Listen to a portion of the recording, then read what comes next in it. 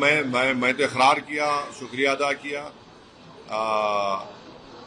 हो सकता है कि बहुत सी चीज़ें हैं, मगर एक बात है कि ना सिर्फ बंगाल के मुस्लिम माइनॉरिटीज़ को बल्कि पूरे देश के मुस्लिम माइनॉरिटीज़ को ये सोचना है कि आपने वोट डालने का काम तो किया, मगर आपकी वोट की कीमत क्या है। महाराष्ट्र में यही बात आपसे कही गई थी कि सरकार में आने का है, गवर्नमेंट बनाने का है, नहीं बना सके। बिहार में यही बोला गया कि सरकार बनाने का है, नहीं बना सके। मगर सीमांचल की जनता को लाखों सलाम, उन्होंने एमआईएम पार्टी को अपनी मोहब्बत और अपनी इज्जत और अपनी मेहनत से वहां पर अपनी लीडरशिप को पैदा कर दिया। बंगाल में आज नहीं सरकार बनाना है, बस सरकार 15 साल सरकार है, क्या हुआ मुसलमानों को? आपने वोट दिया, तब भी बीजेपी वहां पर जीत गई। दिल्ली में ऐसे हुआ, नहीं सरकार बनाने का है, आप नहीं बना पाए, आपने वोट दिया, वहां बीजेपी की सरकार आ गई। मेरा मानना यह है कि यकीनन हमको फासिस्ट और कम्युनल फोर्सेस को रोकना है। इसका हरगिज मतलब ये नहीं निकल सकता कि कोई मुसलमान की पॉलिटिकल लीडरशिप ना बने। आपकी आवाज की जरूरत है। आसाम में देखिए, आसाम में ही बोला गया 50,000 मुसलमानों को हेमंत बिस्व शर्मा की गवर्नमेंट ने उनको अनकॉन्स्टिट्यूशनल इलीगल तरीके से उनको बेघर कर दिया। फिर वहां पर बोला गया सरकार बनाने, क्या सरकार बनाए बताइए? अगर वही अजमल साहब के ज्यादा एमएलए जीतते तो आपकी एक इंडिपेंडेंट पॉलिटिकल वॉइस भी होती वहां पर। तो ये चीज है। ब्राजील के बाद ममता बनर्जी ने कहा कि 100 से ज्यादा सीटों पे धांधली हुई है, तो इसमें आप क्या बोलेंगे?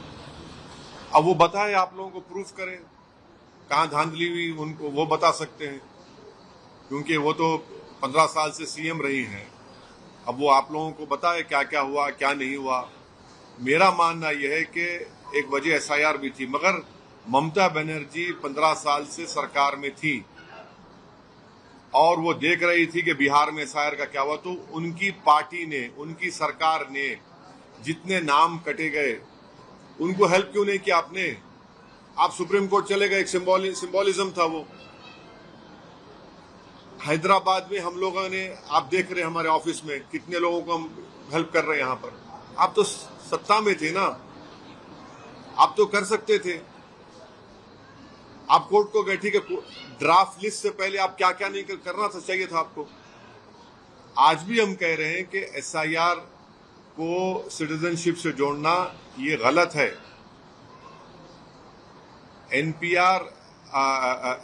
एनसीआर का कानून है जो मिनिस्ट्री होम अफेयर्स में आता है।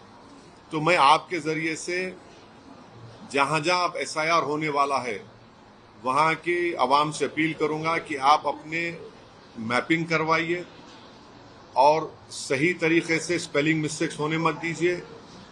अगर आपका नाम 2002 की वोटर लिस्ट में नहीं है तो आप लोग डॉक्यूमेंट्स बनाइए, बर्थ सर्टिफिकेट है या आपका पासपोर्ट है, जो भी डॉक्यूमेंट्स है।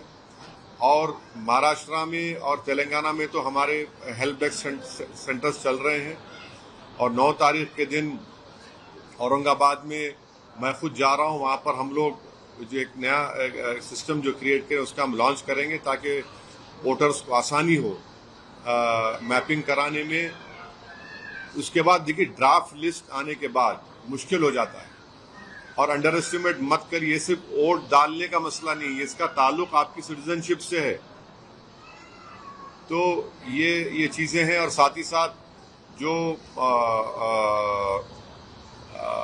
जो मौलाना हमारे बहादुरगंज के हैं, उनकी एक चलती ट्रेन में उनका जो हत्या कर दी गई है, उस सिलसिले में भी मैंने रेलवे मिनिस्टर जनाब अश्विनी वैष्णव साहब को लेटर लिखा है कि वो इसका इंक्वायरी कराए, क्योंकि मौलाना ने की ऑडियो रिकॉर्डिंग है जो वो अपनी वाइफ से बात की है कि उनको लोग में ट्रेन में मार रहे हैं, उनको पीट रहे हैं।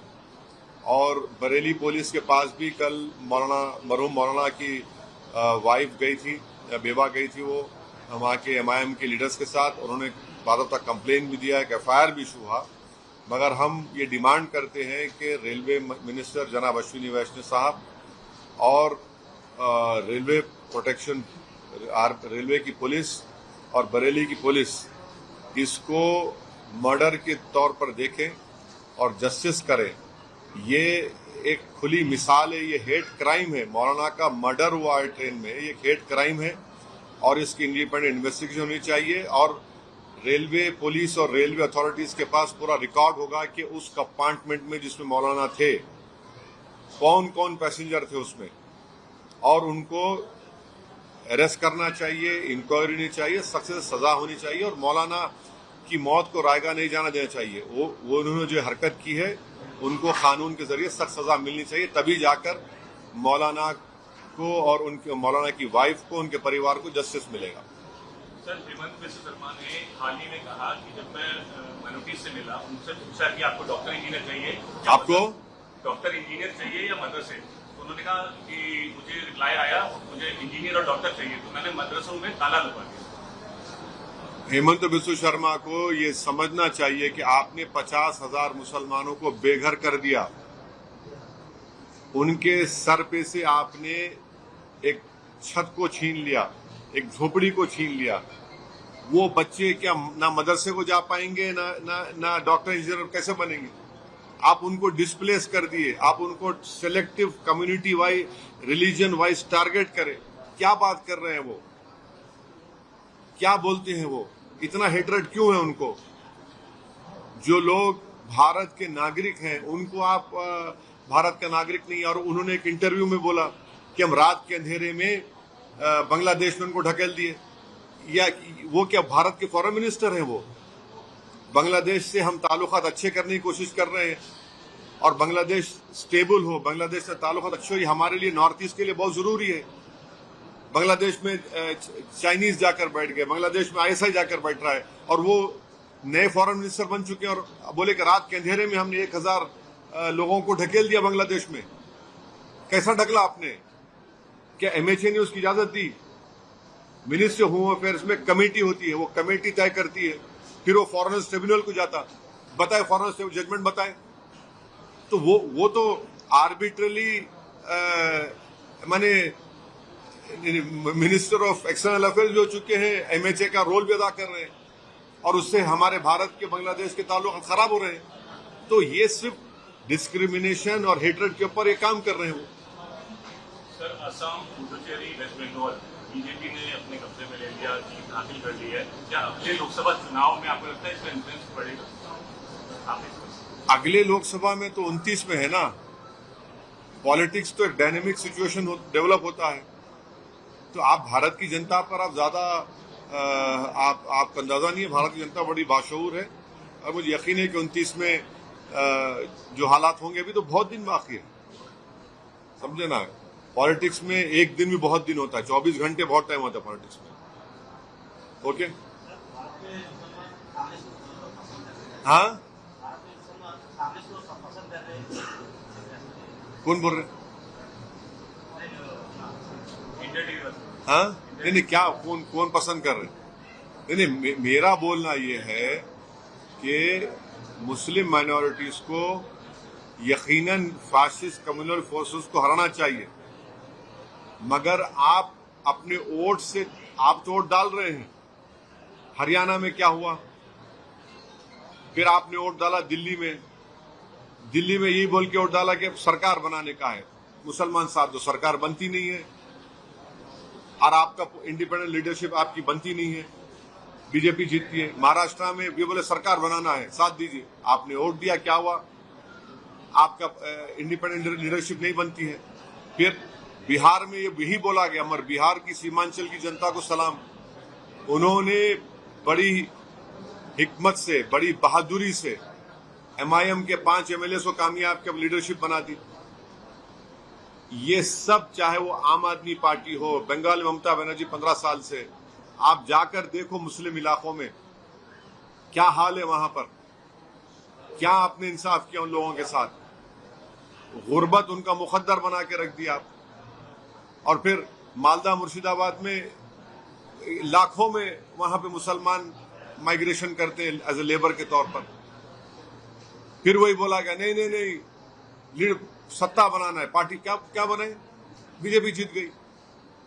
बंगाल में, पूरे इंडिया में एक ही प्रदेश है जहां पर 60 असेंबली कॉन्स्टिट्यूंसीज हैं जहां पर मुसलमान मेजॉरिटी में है, कोई स्टेट में नहीं है। 60 असेंबली कॉन्स्टिट्यूंसी जहां पर मुसलमान मेजॉरिटी में है और 20 ऐसे असेंबली कॉन्स्टिट्यूंसी जहां मुसलमान 30 to 40% है, तब भी बीजेपी जीत रही वहां पर। लोग मुझ पे बहुत उंगलियां उठाते, आजकल बहुत से लोग हो गए जो खाली घर में बैठ के आर्टिकल लिखते, 1 मिनट का 2 मिनट यूट्यूब बनाते, जमीन पे ले जाते हैं लोग। और यही लोग दुश्मन है मुसलमानों के, जो नहीं देख रहे इन चीजों को, जो ये समझते नहीं मुस्लिम लीडरशिप को खाली वोट। अरे वोट डालने वाले कब तक बनेंगे मुसलमान? सिटीजन विद राइट्स नहीं बनेंगे। बताइए, आज आप दारुस्सलाम में बैठे हैं, यहां पर 1000 लोग बैठे हुए, 1 महीने से एसआईआर का काम चल रहा है। बंगाल में क्या टीएमसी ने क्या काम, ये कोर्ट को गए, अरे आप करना था। महाराष्ट्र में जाइए, औरंगाबाद में देखिए, मैं 9 तारीख को जा रहा हूं, वहां पे काम चल रहा है। 60 मुस्लिम मेजोरिटी कॉन्स्टिट्यूंसीज हैं, एडिशनल और एक 2022 है जहां पर 30 to 40% मुसलमान है। क्या हो रहा भाई? फिर इतना सोशियो इकोनॉमिक इंडिकेटर्स खराब क्यों वहां पर? 15 साल से तो सरकार है ना, क्या किया आपने? नहीं, सत्ता में आना है, सत्ता में आना है तो आपका क्या फायदा हो रहा? आपका फायदा हो रहा, मुसलमान का क्या हो रहा? आप तो वोटर कैसे ट्रीट कर रहे हो उनको? पिछले साल कलकत्ता हाईकोर्ट ने 5 लाख ओबीसी सर्टिफिकेट कैंसिल किया, उसमें 3 लाख तो मुसलमान के कास्ट सर्टिफिकेट थे। वो लॉस नहीं है मुसलमानों को। तो ये चीजों को देखना पड़ेगा। यकीनन मेरी बातों से बहुत से लोग मुत्तफिक नहीं होंगे और वही लोग चौधरी बनकर नुकसान पहुंचाना चाह रहे हैं। इंडिपेंडेंट पॉलिटिकल लीडरशिप होगी, आपकी आवाज होगी, आपके लिए लड़ने वाला होगा, आपके आंसू को कोई समझने वाला होगा, आपके ख्वाबों को पूरा करने वाला। आप तो सिर्फ वोट डाल के बैठ जा रहे। ममता बनर्जी ने एक बार सही कहा था, मुझे दूधल गाय है, मैंने दूध देने वाली गाय, यही हाल हो गया। एसआईआर के बारे में भी लोग ये बोल रहे हैं कि एसआईआर होने के बाद एसआईआर को फिर सीएए एनआरसी से जोड़ा जाएगा नेशनलिटी। अभी तो ये सिटीजनशिप का टेस्ट हो गया जो नहीं है। मैंने पार्लियामेंट में भी कहा था कि एसआईआर को आप सिटीजनशिप से जोड़कर ये गलत कर रहे हैं। ये सुप्रीम कोर्ट के जजमेंट के खिलाफ है, क्योंकि मिनिस्ट्री ऑफ होम अफेयर्स तय करती सिटीजनशिप को, उसके एनपीआर एनआरसी के रूल्स भी हैं, मगर इसको आप जोड़ रहे। तो इसीलिए इस एसआईआर में सबकी तवज्जो बहुत जरूरी है। ये सिर्फ वोट डालने का मसला नहीं है, ये आपकी सिटीजनशिप को बरकरार रखने का मसला है। और हम उम्मीद करते हैं कि तेलंगाना की रेवंत रेड्डी की गवर्नमेंट भी इसको सीरियस लेंगी। ममता बनर्जी के कॉन्स्टिट्यूंसी में भी एसआईआर हुआ, समझे, स्टालिन के कॉन्स्टिट्यूंसी में भी एसआईआर हुआ, और क्या हुआ? दोनों हार गए। तो इसीलिए ये गवर्नमेंट को, अब यहाँ की स्टेट गवर्नमेंट भी देख ले उस चीजों को। राहुल गांधी का अभी ट्वीट आया था, आसाम और बंगाल इलेक्शन को बीजेपी ने इसी की मदद से चुरा लिया। अब उनके उस पर मैं कैसे, मैं इतना तो बोलूंगा कि अगर आसाम में अजमल साहब के और मेरे ख्याल से आराम से 6 से 7 एमएलए जीत सकते थे, मगर वही पुरानी बात सरकार बनाने का। अबे सरकार नहीं बना सकते भाई तुम लोग, तुम मासूम मुसलमानों को धोखा दे रहे हो, सिर्फ वोट हासिल कर रहे हो। नुकसान किसको होगा आसाम में? अब 50,000 तो निकाल दिए, बेघर हो गए। अगर एआईयूडीएफ के ज्यादा एमएलए जीतते, आपकी ताकत दिखती थी ना वहां पर। देखिए, मरने के बाद मेरी खबर पे आके फूल चढ़ाना मेरे से मोहब्बत नहीं है, मुझे बचाना मेरी मोहब्बत की निशानी है। मेरे मरने के बाद खबर पे आके फूल चढ़ा रहे हो, बड़ा हमदर्द। नहीं भाई, मुझे जिंदा रखो आप। और जिंदा रहने के लिए आपको अपने पॉलिटिकल रिप्रेजेंटेटिव और वॉइस की जरूरत है, आपकी लीडरशिप की जरूरत है जो आपकी होनी चाहिए। आप सिर्फ वोट डालने वाले बन गए। नहीं, अरे कितने बार हराएंगे? पंडित नेहरू के जमाने से लेके अब तक मुसलमान सिर्फ फिरका परस्ती के खिलाफ ही वोट दे रहा है ना। ये कम्युनिटी को आपने क्या डेवलपमेंट किया बताओ मेरे को। आप लोगों को मालूम कि बंगाल में पंडित नेहरू जब प्राइम मिनिस्टर थे, 1962 दिसंबर में श्रीनगर में हजरत बल में रसूलुल्लाह सल्लल्लाहु अलैहि वसल्लम का बाल मुबारक चोरी हो गया, पूरे मुल्क में राइट्स हुआ। 63 जनवरी में 8 लाख मौजूदा बंगाल के मुसलमानों को उस वक्त ईस्ट पाकिस्तान में ढकेल दिया गया। हमारी पार्टी का ये मानना है कि यकीनन आप कम्युनल फोर्सेस को हराइए, मगर अपनी पॉलिटिकल लीडरशिप को बनाइए ताकि आपकी इनजस्टिस के खिलाफ, आपकी आवाज के खिलाफ कोई लड़ सके। आप दूसरों को वोट डाल रहे हैं, फायदा क्या हो रहा है? आपको खाली वोटर बन रहे हैं। आप सिटीजन बनिए, सिटीजन विद राइट्स बनिए, शहरी बनिए, लीडर बनिए, नेता बनिए, अपने मुकद्दर के फैसले करिए। ये समझने की जरूरत है।